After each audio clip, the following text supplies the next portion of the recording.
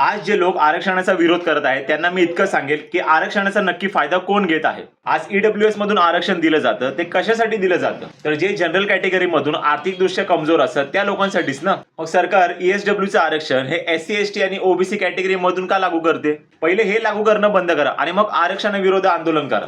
मंदिरांसाठी ज्या काही ट्रस्ट उभ्या केल्या आहेत त्यामध्ये काम करणारे लोक कोण आहेत? त्यांना त्यांचं शिक्षण बघून तिथे काम देण्यात आलं आहे की त्यांची जात बघून?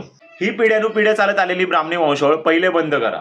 ज्या मंदिरातील ट्रस्ट सरकारच्या अंडर खाली असतील तिथे सरकारी कर्मचारी ठेवा, मग तो कोणत्याही जाती धर्मातील का असेना। आज न्यायालयात, उच्च न्यायालयात तुम्ही पहा 80% न्यायाधीश, सरन्यायाधीश यांची निवड जनरल कॅटेगरी मधून केली असते। आज न्याय सर्वांसाठी सारखा आहे, मग न्याय देणारे एकाच वर्गातून जास्त का?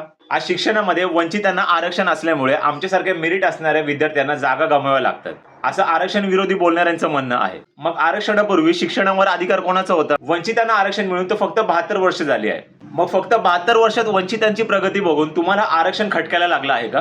मग विचार करा, शेकडो वर्षापासून जे वंचितांना आरक्षणापासून दूर ठेवण्यात आलं आहे त्यांचं किती नुकसान झालं असेल। म्हणून आज शाळा, कॉलेजेस आणि शिक्षण संस्था तुम्ही पहा त्या वंचितांच्या नसून तर सुवर्ण समाजाच्या आहेत। आज गव्हर्नमेंट किंवा प्रायव्हेट हॉस्पिटलमध्ये तुम्ही पहा 90% डॉक्टर्स हे जनरल कॅटेगरी मधून असतात। काय झालं अमरावती महिला सरकारी हॉस्पिटलमध्ये NICU मध्ये जो ब्लास्ट झाला हा कशामुळे झाला?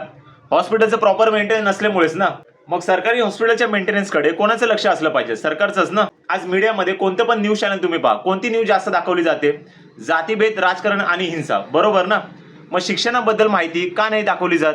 शिक्षण हे वाघिणीचं दूध आहे असं डॉक्टर बाबासाहेब आंबेडकर म्हटले होते। मग विद्यार्थ्यांना शिक्षणाचं दूध का नाही पाजलं जात? त्यांना जाती धर्माचं दूध का पाजलं जातं? आज IAS, IPS, MLA, MPs, bureaucrats आणि कॉन्ट्रॅक्टर्स हे कोण आहेत?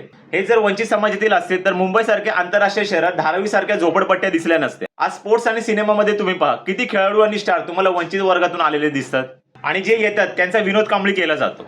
ईशा केसकर जी मराठी अभिनेत्री आहे तिला ह्याचा चांगला अनुभव आला आहे। तर फायनली मी इतकंच बोलून की आरक्षण कोणाच्या बापाने दिलेली जहागिरी नाही, तर तो आम्हाला संविधानाने दिलेला अधिकार आहे। आणि चुकून जर आरक्षणाला कोणी धक्का देण्याचा प्रयत्न केला तर लक्षात असू द्या, गाठ तुमची आंबेडकरी वादळाशी असेल। जय भीम, जय संविधान।